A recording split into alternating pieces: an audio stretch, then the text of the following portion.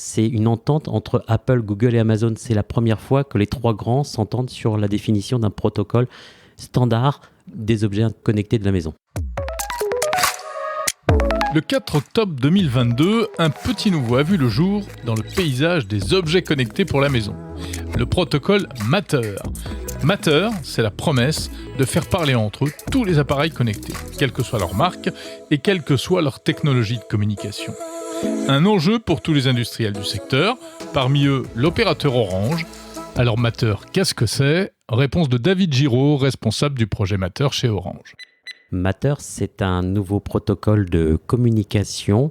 Ça définit un nouveau langage unifié et interactif entre les objets connectés de la maison. Ça veut dire qu'avant, les objets de la maison, les caméras, les interrupteurs connectés, les volets roulants, les chauffages, tout ça, enfin tout ce qu'on peut trouver aujourd'hui dans le commerce, ne se parlaient pas vraiment entre eux. Et la promesse, c'est que maintenant, ils vont pouvoir le faire. Hélas, ils parlaient chacun leur langue et c'était un frein à l'adoption des objets connectés à la maison.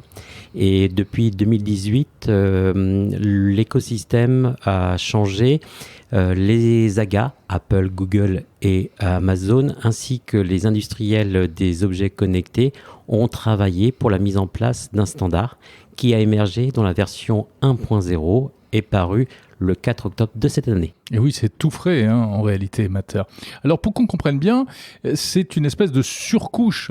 Si on rentre un tout petit peu dans le fonctionnement de ces objets, on sait qu'ils utilisent différents protocoles de communication, le Wi-Fi, le Zigbee, le Z-Wave, le Thread, qui est le protocole prometteur du futur. Et Matter vient chapeauter tout ça. Exactement. D'un point de vue couche protocolaire, Matter est une couche de service. C'est en fait la langue que l'on échange. Après, la langue, elle peut être véhiculée par le papier ou par la parole. Et les protocoles en dessous, le Wi-Fi, mais aussi le Thread, voire l'Ethernet, sont les canaux de transmission de cette langue. Donc ce qui change pour l'utilisateur, c'est que si demain je vais acheter une ampoule connectée, par exemple, certifiée Matter, je suis certain qu'elle fonctionnera avec mes assistants vocaux, Alexa ou Google, etc., etc. Exactement. Au départ, ce qui est important pour tous nos utilisateurs, c'est la simplicité d'installation. Et Matter, un des 4 piliers de Matter, c'est la simplicité d'installation. Un autre pilier, c'est l'interopérabilité des objets. Du moment que vos objets soient compatibles Matter, on peut très facilement rendre interopérable un assistant vocal qui peut piloter, par exemple, une set-top box, un décodeur TV vidéo d'Orange. Alors justement, qu'est-ce que Orange vient faire là-dedans d'une certaine manière ? Quelle carte allez-vous jouer dans l'écosystème Matter ? On va continuer à jouer notre rôle principal. Orange est un opérateur de confiance. On a de la valeur à apporter, de l'aide à l'installation, à la facilitation, de l'aide au diagnostic et à la résolution des problèmes. Ça reste notre principe. On va aussi aller vers d'autres interopérabilités avec des verticales, comme les gestionnaires d'énergie, comme l'aide à la personne.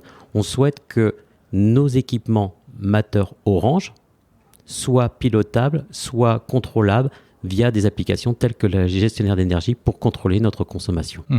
C'est ainsi qu'on va retrouver du Matter dans la Livebox ?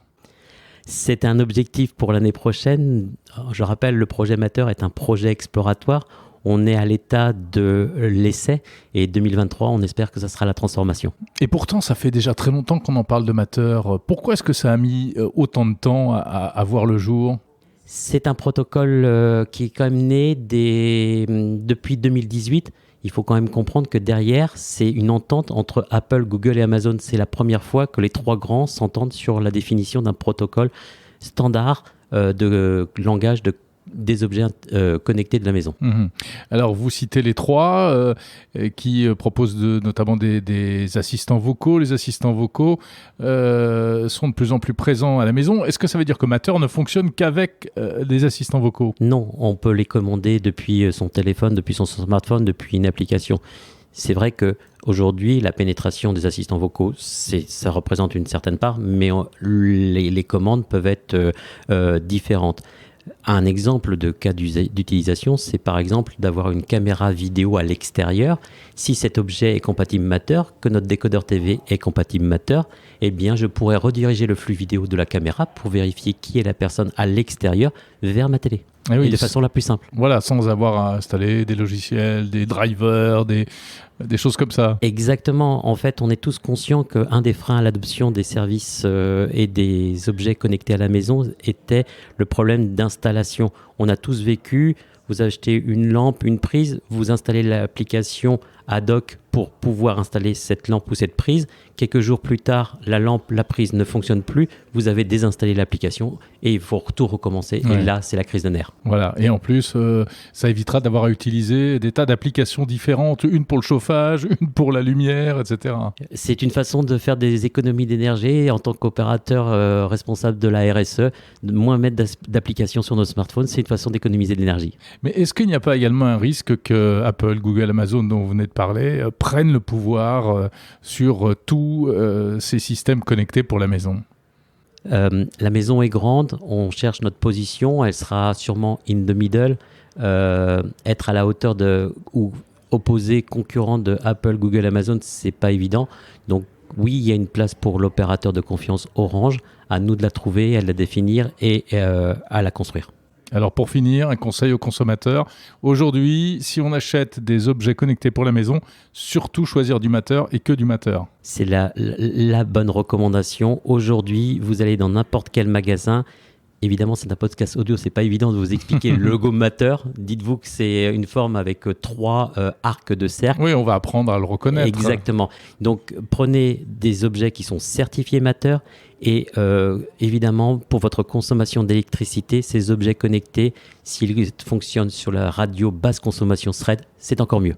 Merci beaucoup, David Giraud. Merci à vous. Responsable du projet Matter chez l'opérateur Orange.